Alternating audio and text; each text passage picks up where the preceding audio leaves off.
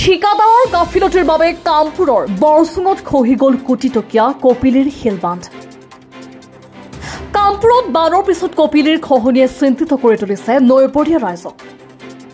ঠিকাদাৰৰ গাফিলতিৰ বাবে কামপুৰৰ বৰচুঙত খহি গ'ল কোটিটকীয়া কপিলীৰ শিলবান্ধ, যাৰ বাবে শংকিত হৈ পৰিছে নৈপৰীয়া ৰাইজ। ৰাইজৰ অভিযোগ, ঠিকাদাৰে বান্ধটো নিৰ্মাণত দুৰ্নীতি সংঘটিত কৰিছে, যাৰ বাবে এটা বানতে খহি গ'ল কোটিটকীয়া মথাউৰিটো। স্থানীয় লোকৰ ভাষ্য অনুসৰি জলসম্পদ বিভাগৰ অধীনত বিগত বৰ্ষত 6 কোটি টকা ব্যয় সাপেক্ষে 600 মিটাৰ দৈৰ্ঘ্যৰ উক্ত শিলবান্ধটো বৰচুঙত নিৰ্মাণ কৰা হৈছিল। শিলবান্ধটোৰ নিৰ্মাণ সম্পূৰ্ণ হোৱাৰ পিছত নৈপৰীয়া ৰাইজৰ মুখত হাঁহি বিৰিঙিছিল যদিও এটা বছৰৰ পিছত বান্ধটোৰ প্ৰায় 25 মিটাৰ খহাই নিয়াৰ লগতে কেইবাঠাইতো ফাট মেলি বহি যোৱাত শংকিত হৈ পৰিছে বৰচুং গাঁওবাসীৰ লগতে নৈপৰীয়া ৰাইজ। নিৰ্মাণৰ এটা বছৰৰ পিছতেই শিলবান্ধটো কিয় খহিবলগীয়া হৈছে বুলি প্ৰশ্ন উত্থাপন কৰি স্থানীয় ৰাইজে নিৰ্মাণৰত সময়ত অনিয়ম সংঘটিত হোৱাৰ অভিযোগ উত্থাপন কৰিছে। ৰাইজে জলসম্পদ মন্ত্ৰী পীযুষ হাজৰিকাক শিলবান্ধটোৰ সন্দৰ্ভত তদন্ত কৰি দোষীক শাস্তি প্ৰদান কৰিবলৈ দাবী জনোৱাৰ লগতে অতি শীঘ্ৰে খহনীয়া প্ৰতিৰোধৰ বাবে পদক্ষেপ গ্ৰহণ কৰিবলৈ অনুৰোধ জনাইছে।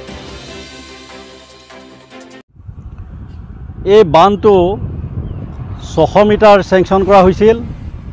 600 মিটাৰত 6 কোটি টকা। 6 কোটি টকাৰ কাম চৰকাৰে ইয়াত কৰিলে যদিও কামটো যি ধৰণে হ'ব লাগিছিল সেইধৰণে নহ'ল। তলৰ পৰা নাহিল আৰু ওপৰৰ পৰাও ওপৰলৈ নাহি পেলাই তাতে মাটিহে জপালে। মাটি জপোৱাৰ কাৰণে এইটো আজি খহি যাবলগীয়া হ'ল। ইয়াত বহুত এটা বিয়াগুম কেলেংকাৰী হৈছে।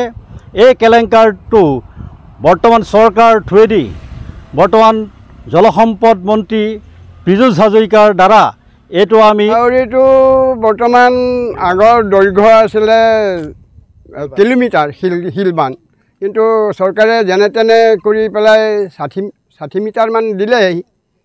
60 মিটাৰ দিয়াত বেয়া পোৱা নাই, দেখাটো যোৱা বছৰ কৰিছিলে, দেখাটো বেয়া দেখা নাই। কিন্তু এতিয়া এটা বানপানী আহোঁতে দেখোন আজি এইটো বছৰ 24 চনত দেখিছোঁ খহি আছে। সেইফালৰ পৰা নেট নেকাটিলে দেখোন গোটেই সোপা শিলেই খহি আহিব আৰু গোটেই ৰাস্তাই নাইকিয়া হৈ যাবগৈ। তাকে চৰকাৰৰ ওচৰত আমি কৰোৰ প্ৰতি অনুৰোধ জনাইছোঁ যে অতি সোনকালে ইয়াৰ বিহিত ব্যৱস্থা কৰে যেন। আৰু যোৱা বছৰ যিবিলাকৰ দায়িত্ব লোৱা আছিল সেই ব্যক্তিকেইজনকো আমাৰ বেছি প্ৰয়োজন। কামপুৰৰ পৰা গুলজাৰ হুছেইনৰ ৰিপৰ্ট, নিয়মীয়া খবৰ।